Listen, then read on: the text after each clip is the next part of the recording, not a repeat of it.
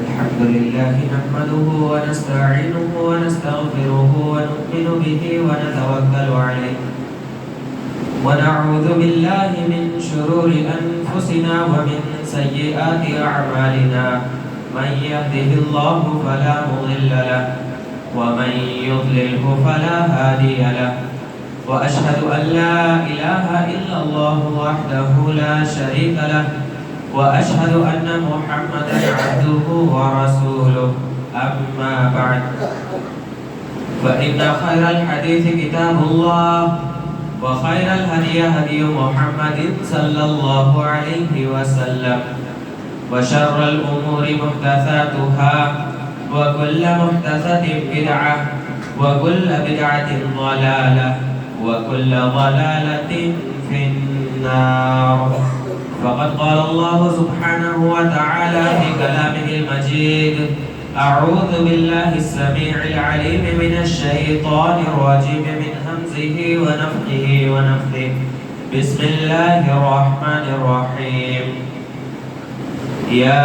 أيها الذين آمنوا اتقوا الله حق تقاته ولا تموتن إلا وأنتم مسلمون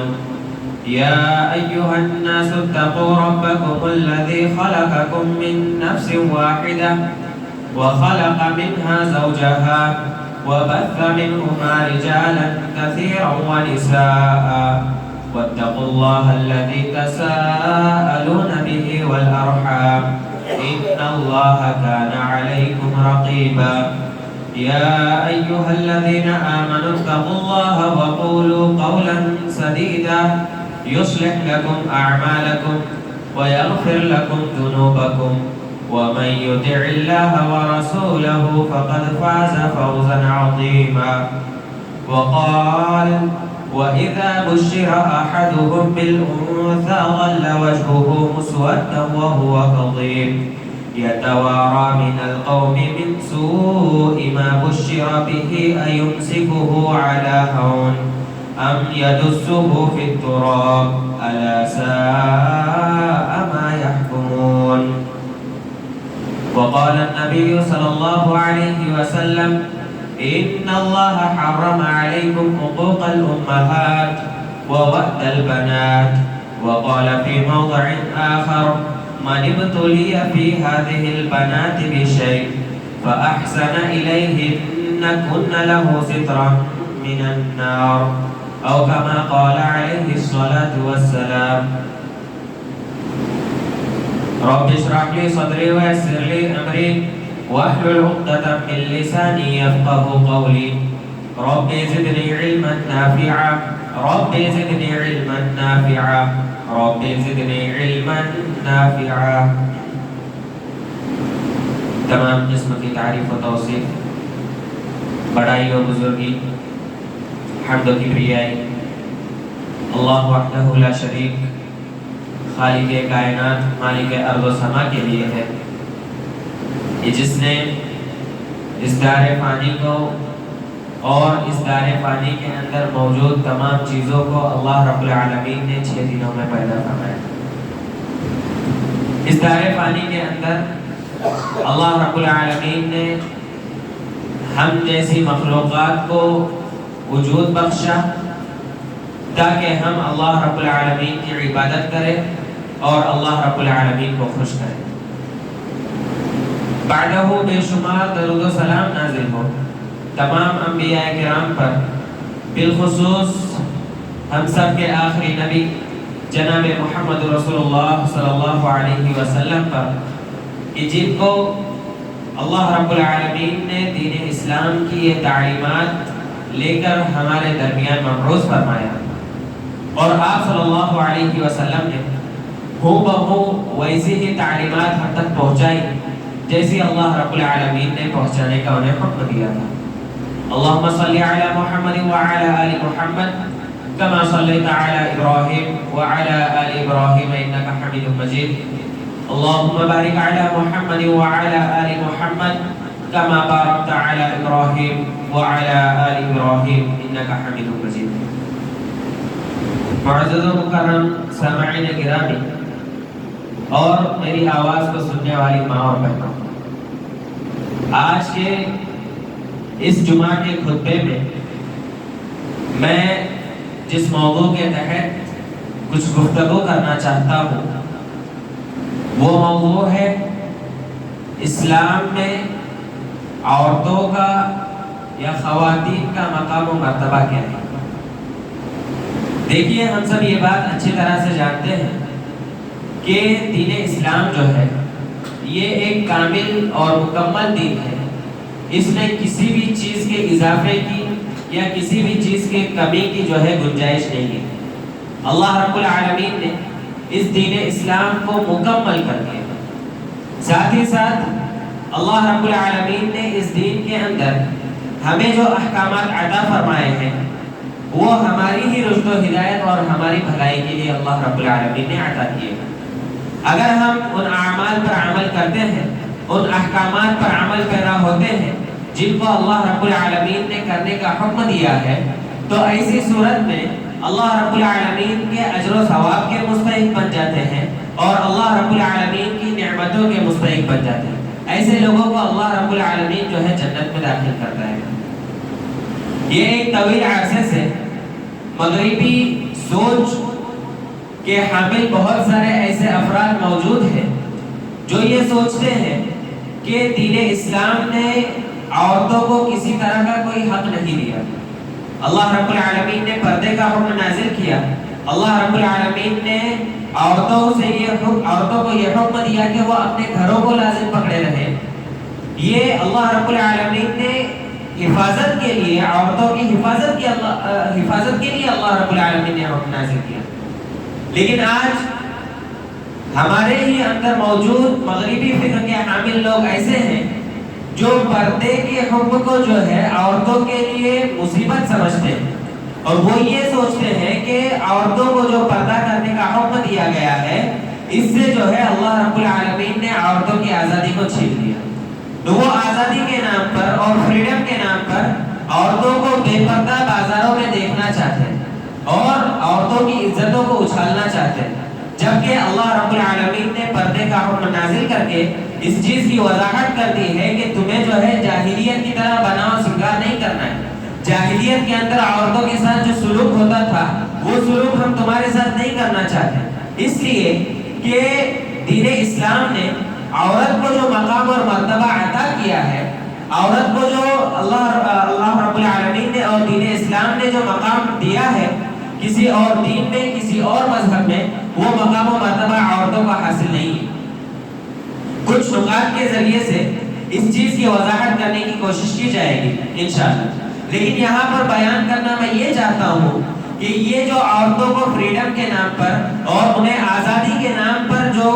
ان کے لیے جو احکامات ہیں لوگ اسے ٹھکرا دیتے ہیں، بے پردگی کو عام کرتے ہیں، اور وہ یہ سوچتے ہیں کہ مغربی تہذیب میں جس طرح سے عورتوں کو آزادی ہے کہ وہ برہنہ لباس پہنے، وہ حجاب اور پردے کو نہ لازم پکڑے، ان کے لیے وہ چل جاتا ہے۔ لیکن ویسے ہی کچھ ذہنیت کے حامل لوگ جو ہے ہمارے اندر بھی موجود ہیں، لیکن حقیقت تو یہ ہے کہ دین اسلام نے عورت کی حفاظت کے لیے اور اس کو امن و امان دینے کے لیے دین اسلام نے اسے پردے کا حکم دیا ہے۔ آئیے جانتے ہیں کہ زمانے جاہلیت میں عورتوں کے ساتھ کیا سلوک ہوتا تھا اور اسلام کے اندر جو ہے عورتوں کے ساتھ کیا سلوک کرنے کا حکم دیا گیا ہے۔ یہ جو بات ابھی بیان کی گئی کہ لوگوں کی سوچ یہ بنی ہوئی ہے کہ عورتوں کو بھی آزادی ہونی چاہیے، یہ محض جھوٹ اور افتراء ہے اور دین اسلام میں اضافے یا نقص کی ایک شکل ہے جس کا شریعت سے کوئی تعلق نہیں ہے۔ زمانے جاہلیت میں ہوتا یہ تھا کہ جب کسی گھر میں لڑکی پیدا ہو جاتی تھی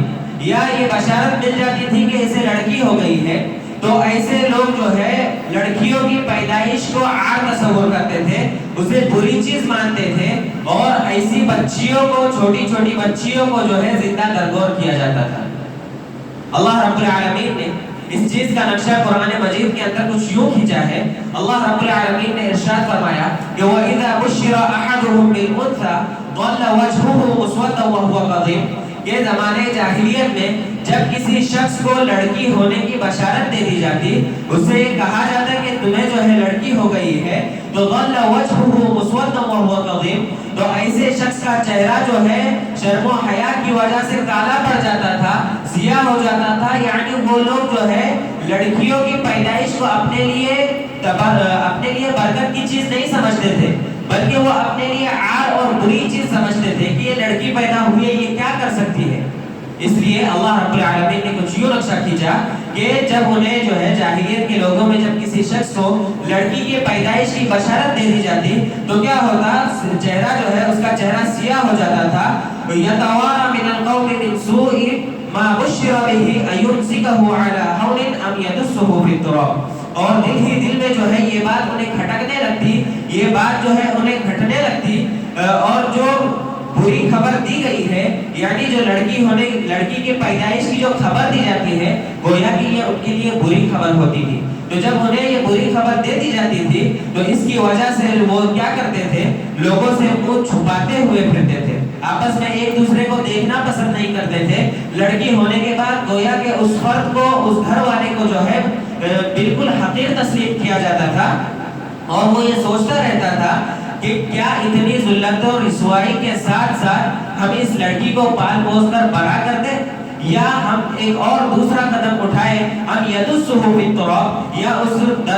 بچی کو، زندہ بچی کو جو ہے ہم زمین کے اندر دفنا دیں، زندہ اسے درگور کر دیں.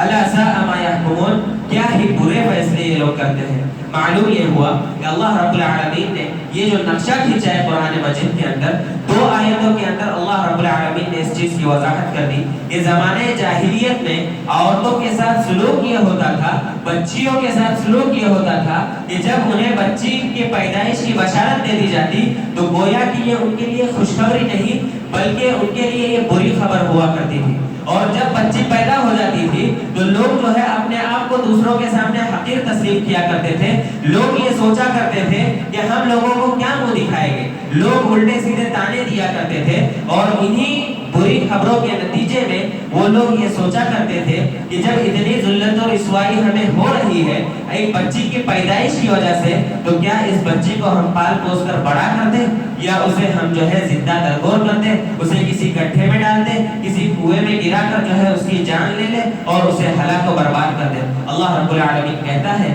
کہ کیا ہی برے فیصلے کرتے ہیں یہ لوگ. حالانکہ لڑکی ہونا جو ہے، لڑکی کی پیدائش جو ہے ایک گھر کے لیے بڑی برکت کی چیز ہے. آپ صلی اللہ علیہ وسلم کی اس سلسلے میں احادیث ملتی ہے. امام بغوی رحمہ اللہ اس آیت کی تفسیر میں لکھتے ہیں اپنی کتاب معالم التنزیل کے اندر کہ عرب میں یہ ایک رواج بنا ہوا تھا کہ جب کسی گھر میں بچی پیدا ہو جاتی تھی تو ایک تو ایسے شخص کو جو ہے حقیر تسلیم کیا جاتا تھا، وہ اس کے لیے ایک بری چیز ہوا کرتی تھی. اب اگر کوئی شخص، عرب میں کا کوئی شخص یہ چاہتا تھا کہ اس کی لڑکی کو زندہ درگور نہ کرے تو کیا کرتا تھا کہ اسے ایک اونی لباس جو ہے، اونی جبہ پہنا دیا جاتا تھا، اور پھر ایسی لڑکی کو اونٹوں اور بکریوں وغیرہ کو چرانے کے لیے دور دراز علاقے میں بھیج دیا جاتا تھا، تاکہ اس کے ذریعے سے وہ لڑکی نہ تو ان کے محلے میں، ان کے گاؤں میں دکھے گی، اور نہ ہی لوگوں کو یہ شک و شبہ جائے گا کہ فلاں شخص کے گھرانے میں جو ہے لڑکی پیدا ہوئی. اس کے ذریعے سے ہوتا یہ تھا کہ ایسے شخص کے متعلق جو ہے لوگوں کے شک و شبہات دور ہو جاتے تھے. اور دوسری چیز یہ ہوتی تھی کہ اگر اسے جو ہے مارنا چاہتے تھے تو جب وہ بچی 6 سال کی ہو جاتی تھی تو لڑکی کا باپ جو ہے جنگل کی سیر پر نکلتا تھا، کسی اچھی جگہ کو دیکھ کر جو ہے جنگل میں ایک بڑا سا گڈھا کھودتا تھا، اور پھر گھر پہ آ کر جو ہے اپنی بیوی سے وہ یہ کہتا تھا کہ بچی کو جو ہے نلا دھلا کر صاف ستھرے کپڑے پہنا لو تاکہ اسے ہم ننیحال والوں سے ملا کر لائے، نانی دادی سے ملا کر لائے، دادا نانا سے ملا کر لائے. اور پھر جب اس کی ماں جو ہے، بچی کی ماں جب اسے تیار کرتی تھی، باپ اپنی بچی کو لے کر نکلتا تھا، اور جب وہ گڈھے کے قریب ہوتا تھا تو وہ اپنی بیٹی سے کہتا تھا کہ بیٹی جا کر جھانک لو، وہ دیکھو وہ کیا ہے اس میں، جھانک لو. جب بیٹی جھانکنے کے لیے جاتی تھی تو اسے پیچھے سے دھکا دے کر اس گڈھے کے اندر گرا دیا جاتا تھا، اور پھر اس کے بعد جو ہے اس گڈھے کو بند کر دیا جاتا تھا، اس گڈھے کو جو ہے مٹی سے بند کر دیا جاتا تھا. اس طرح سے وہ لڑکی جو ہے زندہ درگور ہو جاتی تھی اور دبے دبے مٹی میں دبے دبے وہ مر جاتی تھی. یہ زمانے جاہلیت میں ایک عورت کے ساتھ، ایک لڑکی کے ساتھ یہ سلوک کیا جاتا تھا. اسی لیے اللہ رب العالمین جو ہے قیامت کے دن زندہ درگور کی ہوئی بچیوں سے پوچھے گا کہ بِأَيِّ ذَنبٍ قُتِلَتْ، کہ آخر وجہ کیا تھی کہ تمہیں جو ہے زندہ درگور کر دیا گیا، تمہیں زندہ مار دیا گیا۔ یہ جو ہے زمانے جاہلیت میں عورت کا مقام و مرتبہ تھا کہ عورت کا ہونا، ایک بچی کا پیدا ہونا باعث فخر نہیں بلکہ باعث بدقسمتی سمجھا جاتا تھا، اور اتنے برے سلوک کر دیا جاتا تھا کہ بچپن ہی سے، چھوٹے پنے سے ہی یا تو اسے گھر سے بہت زیادہ دور کر دیا جاتا تھا، یا تو اسے زندہ درگور کر کے اسے جو ہے وہیں پر مٹی میں دبا کر مار دیا جاتا تھا۔ لیکن جب اسلام آیا تو اسلام نے عورت کو ایک مقام و مرتبہ عطا کیا۔ اس آپ صلی اللہ علیہ وسلم نے ارشاد فرمایا کہ ان اللہ حرم علیکم حقوق الامہات، کہ بے شک اللہ رب العالمین نے تمہارے اوپر اپنے ماؤں کی نافرمانیوں کو حرام قرار دیا ہے۔ یعنی اللہ رب العالمین نے اس چیز کو حرام قرار دیا کہ تم جو ہے اپنے والدین کے ساتھ، اپنے ماؤں کے ساتھ بدسلوکی سے پیش آؤ، ان کے ساتھ حسن سلوک نہ کرو۔ اس چیز کو اللہ رب العالمین نے حرام قرار دیا ہے۔ اس کا مفہوم یہ نکلتا ہے، اس کا مفہوم مخالف یہ نکلتا ہے کہ ماؤں والدین کے ساتھ جو ہے ہمیں حسن سلوک کرنا چاہیے۔ اور آگے آپ صلی اللہ علیہ وسلم نے فرمایا کہ وَوَعْدَ الْبَنَاتِ، اور لڑکیوں کو زندہ درگور کرنے سے بھی اللہ رب العالمین نے منع فرمایا ہے۔ یہ دین اسلام نے عورتوں کو اور لڑکیوں کو ایک مقام عطا کیا کہ انہیں زندہ نہ مارا جائے، انہیں زندہ درگور نہ کیا جائے۔ ان کی زندگی بھی ایک زندگی ہے، لہٰذا اس زندگی کا جو ہے ہمیں خیال کرنا چاہیے۔ پھر آگے آپ صلی اللہ علیہ وسلم نے دوسری روایت میں ارشاد فرمایا کہ من ابتلی من هذه البنات بشیء، کہ جو کوئی بھی شخص ان لڑکیوں کی وجہ سے کسی آزمائش میں ڈالا جاتا ہے، یعنی لڑکی پیدا ہو گئی، اس کو پال پوسنا، اس کی اچھے سے تربیت کرنا اور اس کی دیکھ بھال کرنا، یہ ایک گویا کہ ایک چیلنج ہوتا ہے۔ تو جو شخص بھی ان لڑکیوں کی وجہ سے، بچیوں کی وجہ سے اگر کسی آزمائش میں مبتلا کیا جاتا ہے تو احسن الیہن کن لہ سترا من النار، اور ایسی صورت میں اس آزمائش میں بھی وہ شخص کیا کرتا ہے، لڑکیوں کو برا بھلا نہیں کرتا، برا بھلا نہیں کہتا، بلکہ لڑکیوں کے تھوڑے ناز و نخرے اٹھاتا ہے، لڑکیوں کی اچھی تربیت اور اچھی پرورش کرتا ہے، انہیں پال پوس کر بڑا کرتا ہے، ان کے نان و نفقہ کی ذمہ داری لیتا ہے۔ تو ایسی صورت میں یہ جو تکلیفیں اٹھاتا ہے تو اس کا اجر و ثواب اسے کیا ملے گا؟ آپ صلی اللہ علیہ وسلم نے ارشاد فرمایا کہ کن لہ سترا من النار، کل قیامت کے دن یہ لڑکیاں جو ہے اپنے باپ کو جہنم میں داخل ہونے سے روکے گی، عار بن جائے گی جہنم کے سامنے، اللہ رب العالمین سے وہ سفارش کرے گی کہ میرے ابا ہے، اے اللہ تو جنت میں داخل کرے۔ یہ اللہ رب العالمین صلی اللہ علیہ وسلم نے فضیلت بتائی، یہ لڑکیوں کا مقام و مرتبہ اللہ رب العالمین نے جو ہے لڑکیوں کو مقام و مرتبہ عطا کیا۔ اسی طرح سے آپ صلی اللہ علیہ وسلم نے ارشاد فرمایا کہ من عال جاریتین حتی تبلغ جاء یوم القیامت انا وهو وضم اصابعه۔ آپ صلی اللہ علیہ وسلم نے ارشاد فرمایا کہ جس کسی شخص کے یہاں دو لڑکیاں پیدا ہو گئی اور اس شخص نے جو ہے ان دونوں لڑکیوں کی اچھی طرح سے پرورش کی، یہاں تک کہ وہ لڑکیاں بالغ ہو گئی، بالغ ہونے کے بعد جو ہے اچھی طرح سے ایک دیندار لڑکے سے جو ہے ان کا رشتہ کرا دیا، ان کا نکاح کروا دیا، تو آپ صلی اللہ علیہ وسلم نے ارشاد فرمایا کہ جاء یوم القیامہ، ایسا شخص قیامت کے دن آئے گا تو میں اور وہ دونوں ایسے ہوں گے جیسے یہ دو انگلیاں ہیں۔ یعنی آپ صلی اللہ علیہ وسلم نے ان دو انگلیوں کے ذریعے سے بتایا کہ میرا اور ایسے شخص کا جو تعلق ہوگا، جو کنیکشن ہوگا، اور قیامت کے دن ایسے شخص جو ہے مجھ سے قریب کر دیے جائیں گے۔ اسی طرح سے ترمذی کی روایت میں آپ صلی اللہ علیہ وسلم نے اس چیز کی مزید وضاحت کی۔ آپ صلی اللہ علیہ وسلم نے ارشاد فرمایا کہ من عال جاریتین دخلت وانا وهو الجنہ کہاتین واشار باصبعین، کہ آپ صلی اللہ علیہ وسلم نے ارشاد فرمایا کہ جو شخص دو لڑکیوں کی پرورش کرے گا تو کل قیامت کے دن اسے جنت میں داخل کیا جائے گا، اور جنت میں اور وہ ایسے ہی ہوگے جیسے یہ دو انگلیاں ہیں۔ یعنی جس طرح سے ان دو انگلیوں کے درمیان کسی طرح کا کوئی بعیدی نہیں ہے، دوری نہیں ہے، بلکہ دونوں انگلیاں جو ہے آپس میں ایک دوسرے سے بالکل چپٹی ہوئی ہے، بالکل اسی طرح سے آپ صلی اللہ علیہ وسلم کے قریب اور آپ صلی اللہ علیہ وسلم کے نزدیک جو ہے ایسے لوگوں کا ٹھکانہ ہوگا۔ لیکن افسوس اس بات کا ہے کہ آج بھی بہت سارے افراد ایسے ہیں ہمارے معاشرے کے اندر جو لڑکی ہونے کو ناپسند کرتے ہیں، جو یہ سوچتے ہیں کہ لڑکی ہو گئی ہے، لڑکی ہوئی ہے تو لڑکی کیا کر سکتی ہے، ان کا جو تعلق ہوتا ہے وہ لڑکوں سے زیادہ ہوتا ہے۔ اور جب ایسے لوگ جو ہوتے ہیں جنہیں اللہ رب العالمین نے لڑکا بھی عطا کیا ہے، لڑکی بھی عطا کی ہے، تو بہت سارے افراد ایسے دکھائی دیتے ہیں معاشرے کے اندر جو اپنے لڑکوں سے زیادہ محبت کرتے ہیں اور لڑکیوں سے محبت کم کرتے ہیں، لڑکیوں سے بہت کم پرسان حال کرتے ہیں، حالانکہ ایسا نہیں ہونا چاہیے۔ لڑکیوں کی پیدائش ایک اسلامی گھرانے کے اندر ایک مسلمان کے لیے باعث برکت ہے، باعث فخر ہے، اور لڑکی کی پرورش اور تربیت میں جتنی تکلیفیں آتی ہیں ان تمام تکلیفوں کو جب ایک انسان برداشت کرتا ہے تو ایسی صورت میں وہ اللہ رب العالمین کی جنت کا مستحق بن جاتا ہے، اور یہی وہ لڑکیاں ہیں، یہی وہ بچیاں ہیں جو کل قیامت کے دن جو ہے جہنم سے عار بن جائے گی، جہنم اور انسان کے درمیان جو ہے پردے کا کام کرے گی، اپنے والدین کو جو ہے جہنم میں داخل ہونے سے جو ہے لڑکیاں بچائے گی۔ اسی طرح سے زمانے جاہلیت کے اندر عورتوں کے ساتھ ایک سلوک یہ کیا جاتا تھا کہ جب گھر کا سربراہ مر جاتا تھا یا جب کوئی شخص مر جاتا تھا اور اس کی بہت سی جب پراپرٹی ہوا کرتی تھی تو چونکہ میراث تقسیم ہوتی ہے تو دین اسلام جب آیا تو لڑکے اور لڑکیوں کو جو ہے اس نے ایک حد مقرر کر دی اور ایک نصیب اور ایک حصہ مقرر کر دیا کہ لڑکوں کو اتنا ملے گا اور لڑکیوں کو اتنا ملے گا۔ لیکن جب زمانے جاہلیت تھا تو زمانے جاہلیت کے اندر جو ہے عورتوں کو اور بچوں کو میراث سے محروم کر دیا جاتا تھا، میراث کے اندر کسی طرح کا کوئی حقدار سمجھا نہیں جاتا تھا، بلکہ مکمل طور پر جو میراث ہوتی تھی، جو جائیداد ہوتی تھی، وہ گھر کا بڑا فرد جو ہے اسے ہتھیا لیتا تھا اور ان تمام چیزوں سے وراثت کے حق سے جو ہے محروم کر دیا جاتا تھا عورتوں کو اور بچوں کو۔ لیکن جب اسلام آیا تو اسلام نے ایک ایسی راہ بتائی کہ جس کے ذریعے سے عورتوں کو بھی حق وراثت میں حق دیا گیا، عورتوں کو بھی جو ہے والدین کی شوہروں کی میراث میں، شوہروں کی جائیداد میں ایک ان کا حصہ مقرر کر دیا گیا، ایک نصیب ان کا متعین کر دیا گیا۔ اللہ رب العالمین نے قرآن مجید کے اندر ارشاد فرمایا کہ وَلِلرِّجَالِ نَصِيبٌ مِّمَّا تَرَكَ الْوَالِدَانِ وَالْأَقْرَبُونَ، ایک شخص جو ہوتا ہے اس کے لیے حصہ ہے اس چیز میں جو اس کے والدین یا اس کے اقربا چھوڑ کر جاتے ہیں، یعنی جو میراث ہے اس میں مردوں کے لیے حصہ ہے، وَلِلنِّسَاءِ نَصِيبٌ مِّمَّا تَرَكَ الْوَالِدَانِ وَالْأَقْرَبُونَ، اور عورتوں کے لیے بھی اس چیز میں حصہ ہے جو ان کے والدین یا ان کے اقربا اعزا و اقارب جو ہے میراث میں چھوڑ کر جاتے ہیں،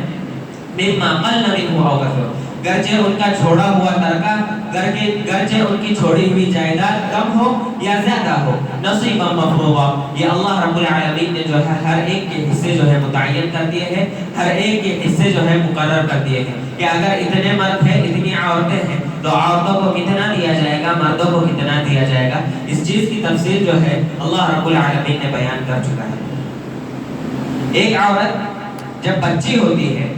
تو اس کا مقام و مرتبہ اتنا اللہ رب العالمین نے بیان کیا، آپ صلی اللہ علیہ وسلم نے اتنا مقام و مرتبہ بیان فرمایا کہ گویا کہ اس کی تربیت میں آنے والی مصیبتیں اور اس کی تربیت میں آنے والی آزمائشیں جو ہے جب ایک انسان ان پر صبر کرتا ہے تو ایسے شخص کو جو ہے جنت میں داخل کیا جاتا ہے۔ لیکن وہیں پر ایک عورت جب نکاح کر کے بیوی بن جاتی ہے تو اللہ رب العالمین نے اسے بھی بہت سارے حقوق عطا کیے،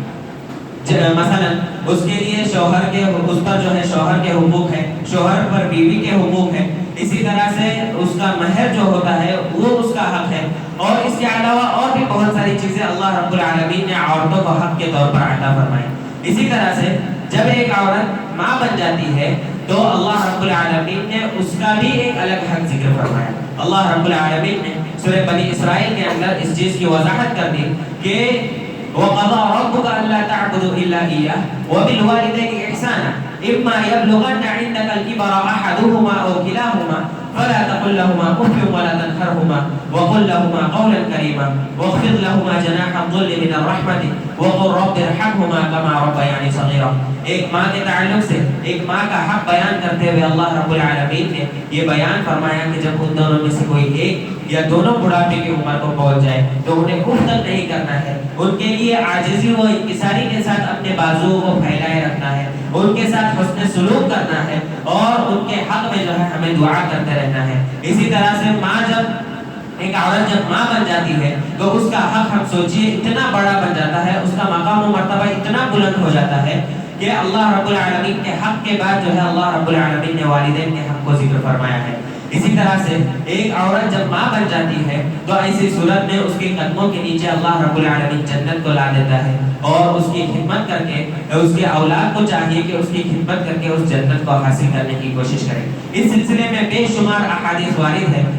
معلوم یہ ہوتا ہے کہ دین اسلام نے عورت کو ایک مقام و مرتبہ اور عزت و شرف دیا ہے، اللہ جو دین اسلام کے علاوہ کسی اور دین نے نہیں دیا۔ زمانہ جاہلیت میں عورت جب مخصوص ایام میں ہوا کرتی تھی تو مکمل طور پر اس سے کنارہ کشی اختیار کی جاتی تھی، اس کا بستر الگ ہوتا تھا، اس کا رہنا سہنا الگ ہوتا تھا، اس کا کھانا الگ ہوتا تھا، شوہر جو ہے اس سے بات کرنے کو مناسب نہیں سمجھتا تھا، اس کے بازو میں بیٹھنے کو مناسب نہیں سمجھتا تھا۔ لیکن دین اسلام جب آیا تو دین اسلام نے جو ہے ہمیں عورتوں کے ساتھ حسن معاشرت کو سکھایا، اور آپ صلی اللہ علیہ وسلم سے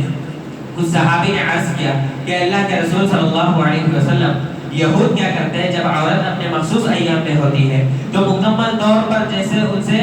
دور ہو جاتے ہیں، بے نیازی اختیار کر لیتے ہیں، ان کا بستر الگ کر دیتے ہیں، ان کا کھانا پینا الگ کر دیتے ہیں۔ تو کیا مطلب دین اسلام کے اندر بھی ایسا کچھ حکم ہے؟ تو اس کے بعد جو ہے آپ اللہ رب العالمین کی طرف سے آپ صلی اللہ علیہ وسلم پر وحی نازل ہوتی ہے، یسألونک عن المحیض، کہ اے نبی صلی اللہ علیہ وسلم آپ سے حیض کے بارے میں سوال کیا جاتا ہے تو آپ کہہ دیجئے کہ قل هو اذن فاعتزلوا النساء فی المحیض۔ تو اے اللہ کے نبی صلی اللہ علیہ وسلم آپ لوگوں کو اس کا جواب یہ دیجئے کہ یہ ایک ناپاکی ہے، یہ ایک گندگی ہے، لہذا تم جو ہے عورتوں سے کنارہ کشی اختیار کر لو، فاعتزلوا النساء فی المحیض، تو تم جو ہے عورتوں سے کنارہ کشی اختیار کرو۔ اور پھر آگے جو ہے آپ صلی اللہ رب العالمین نے لمبی آیت میں بیان فرمایا، لیکن آپ صلی اللہ علیہ وسلم نے اسی حدیث کے آخر میں ایک چیز ارشاد فرمائی۔ آپ صلی اللہ علیہ وسلم نے ارشاد فرمایا کہ اصنعوا کل شیء الا النکاح،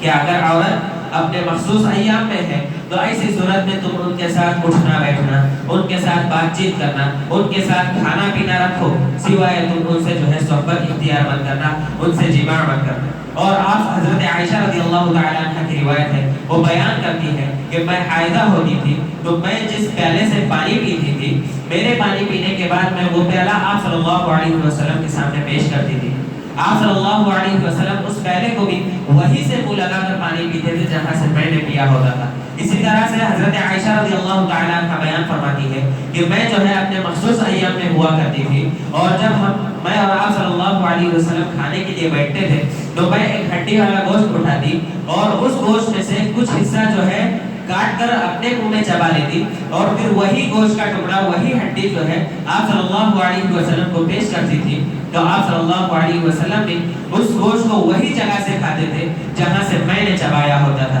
معلوم یہ ہوا کہ دین اسلام نے عورت کو ایک مقام و مرتبہ عطا کیا ہے جو اس سے پہلے جو ہے کسی اور دین میں، کسی اور مذہب میں عورت کو مقام و مرتبہ عطا نہیں کیا گیا تھا۔ جیسے کہ میں نے ابھی زمانہ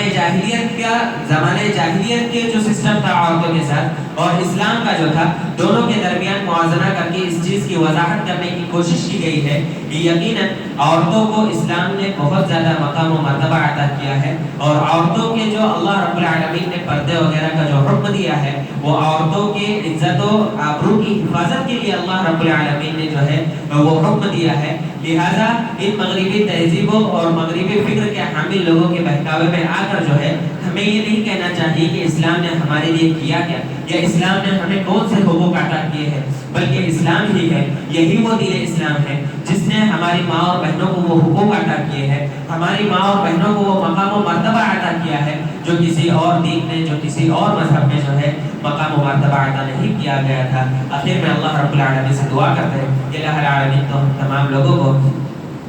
دین کے تمام احکامات کا علم حاصل کرنے کی اور اس پر عمل پیرا ہونے کی توفیق عطا فرما۔ الہ العالمین تو ہم تمام لوگوں کی ماں و بہنوں کو پردے کا زیادہ سے زیادہ اہتمام کرنے کی توفیق عطا فرما۔ الہ العالمین تو ہم تمام لوگوں کو ہر قسم کے فتنوں سے محفوظ فرما۔ الہ العالمین ہم میں جو مریض ہے تو انہیں شفا کاملہ عاجلہ نافعہ عطا فرما، جو بے روزگار ہے تو انہیں روزگار عطا فرما، جو مقروض ہے تو ان کے قرض کی ادائیگی کی سبیل پیدا فرما۔ الہ العالمین تو ہم تمام لوگوں کی مغفرت فرما۔ الہ العالمین تو ہم تمام لوگوں کو جنت الفردوس میں اعلیٰ مقام عطا فرما۔ الہ العالمین تو ہم تمام لوگوں کو آپ صلی اللہ علیہ وسلم کی رفاقت نصیب فرما. الہ العالمین تو ہم تمام لوگوں کو اولادوں کی دینی تربیت اور اسلامی تربیت کرنے کی توفیق عطا فرما. آمین. تقبل یا رب العالمین وتب علینا انک انت التواب الرحیم. بارک اللہ لنا ولکم فی القرآن الکریم ونفعنی وإیاکم بالآیات والذکر الحکیم. انہ تعالی جواد کریم ملک بر رؤوف رحیم.